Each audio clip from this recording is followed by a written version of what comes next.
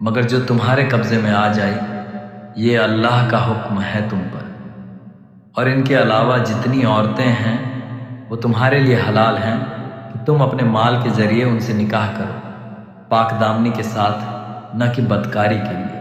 پھر جن عورتوں سے تم فائدہ اٹھاؤ نکاح کرو، ان کو ان کا طے کیا ہوا مہر ادا کرو، اور اگر مہر طے ہونے کے بعد آپس میں کسی بات پر راضی ہو جاؤ تو اس میں تم پر کوئی گناہ نہیں، بے شک اللہ جاننے والا، حکمت والا ہے۔ تم میں سے جو آزاد ایمان والی عورتوں سے نکاح کرنے کی طاقت نہ رکھے تو وہ تمہاری قبضے میں آئی ہوئی ایمان والی لونڈیوں سے نکاح کر لے، اور اللہ تمہارے ایمان کو خوب جانتا ہے۔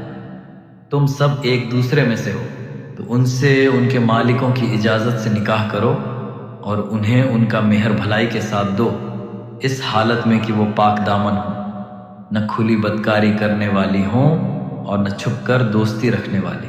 پھر جب وہ نکاح میں آ جائے، اگر وہ کوئی بے حیائی کا کام کرے تو ان پر آدھی سزا ہے جو آزاد عورتوں پر ہے۔ یہ حکم ان کے لیے ہے جنہیں گناہ میں پڑنے کا ڈر ہو، اور اگر تم صبر کرو تو یہ تمہارے لیے بہتر ہے، اور اللہ بہت بخشنے والا، رحم کرنے والا ہے۔ اللہ چاہتا ہے کہ تم پر اپنے حکم صاف کر دے اور تمہیں ان لوگوں کے راستے دکھائے جو تم سے پہلے گزر چکے ہیں، اور تمہاری توبہ قبول کرے، اور اللہ جاننے والا، حکمت والا ہے۔ اور اللہ چاہتا ہے کہ تمہاری توبہ قبول کرے، لیکن جو لوگ اپنی خواہشوں کے پیچھے چلتے ہیں وہ چاہتے ہیں کہ تم بہت دور بھٹک جاؤ۔ اللہ تم پر آسانی کرنا چاہتا ہے، اور انسان کمزور پیدا کیا گیا ہے۔ اے ایمان والو، آپس میں ایک دوسرے کا مال ناجائز طریقے سے مت کھاؤ، مگر یہ کہ آپسی رضامندی سے ویاپار ہو، اور اپنے آپ کو قتل مت کرو، بے شک اللہ تم پر رحم کرنے والا ہے۔ اور جو کوئی ظلم اور زیادتی سے ایسا کرے گا تو ہم اسے آگ میں ڈالیں گے، اور یہ اللہ کے لیے آسان ہے۔ اگر تم بڑے گناہوں سے بچتے رہو گے جن سے تمہیں روکا گیا ہے تو ہم تمہارے چھوٹے گناہ معاف کر دیں گے اور تمہیں عزت والی جگہ داخل کریں گے۔ اور اس چیز کی تمنا نہ کرو جس میں اللہ نے تم میں سے ایک کو دوسرے پر بڑھت دی ہے۔ مردوں کے لیے ان کے کمائے ہوئے کا حصہ ہے، اور عورتوں کے لیے ان کے کمائے ہوئے کا حصہ ہے، اور اللہ سے اس کا فضل مانگو، بے شک اللہ ہر چیز کو جاننے والا ہے۔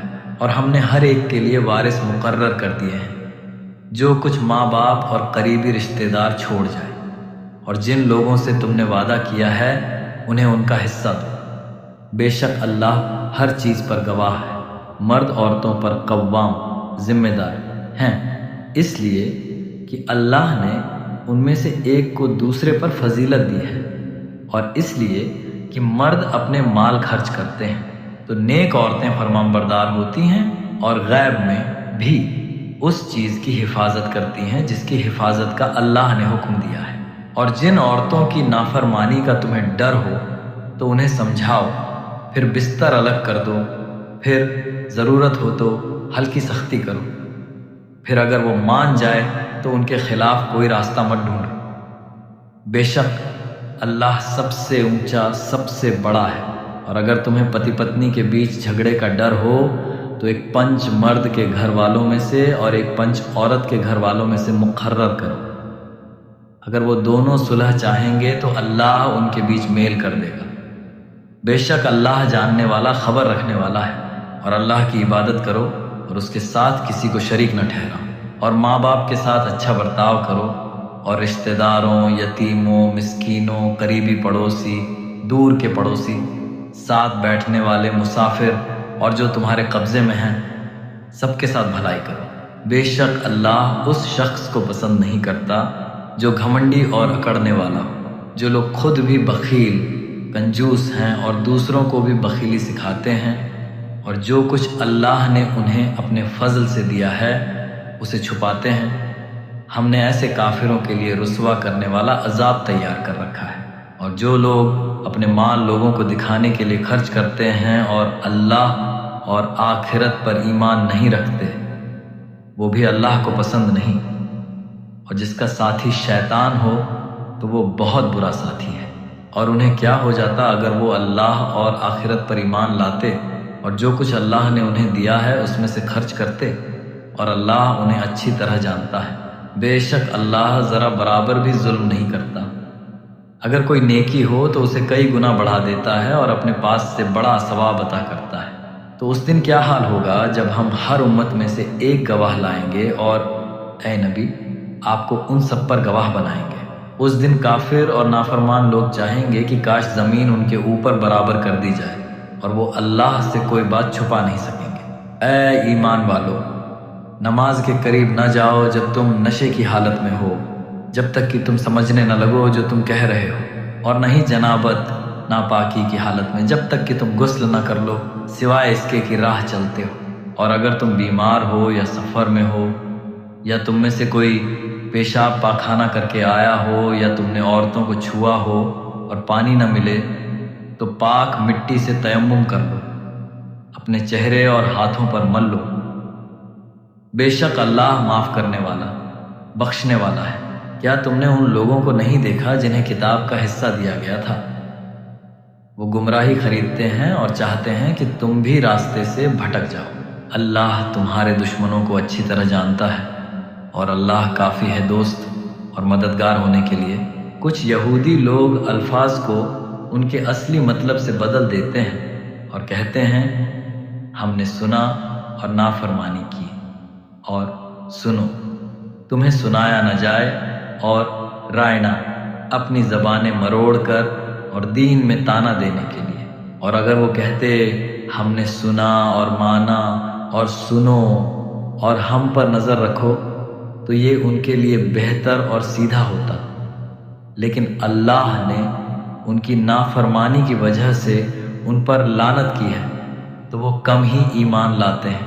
اے لوگوں جنہیں کتاب دی گئی ہے، اس کتاب پر ایمان لاؤ جو ہم نے نازل کی ہے، جو اس کتاب کی تصدیق کرتی ہے جو تمہارے پاس ہے، اس سے پہلے کہ ہم چہروں کو بگاڑ دیں اور انہیں ان کی پیٹھ کی طرف پھیر دیں یا ان پر لعنت کریں جیسے ہم نے سبت والوں پر لعنت کی تھی، اور اللہ کا حکم پورا ہو کر رہتا ہے۔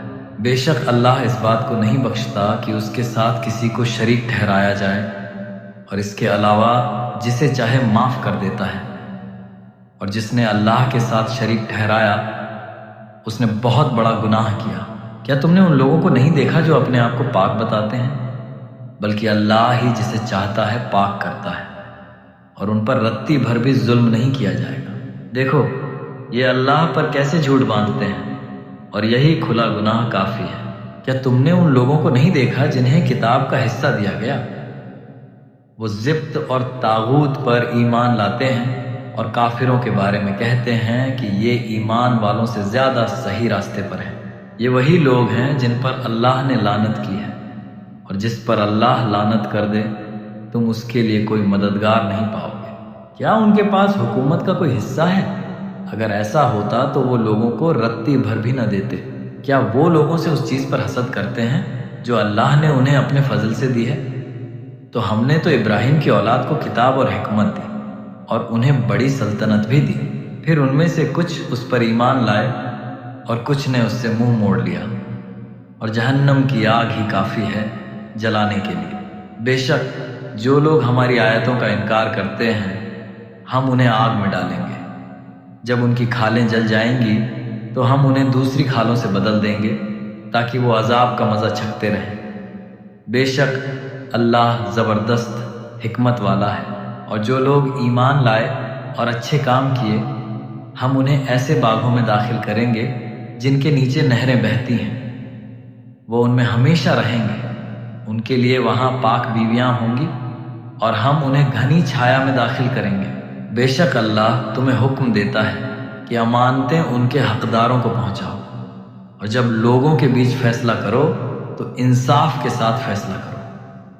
بے شک اللہ تمہیں بہت اچھی نصیحت کرتا ہے۔ بے شک اللہ سننے والا دیکھنے والا ہے۔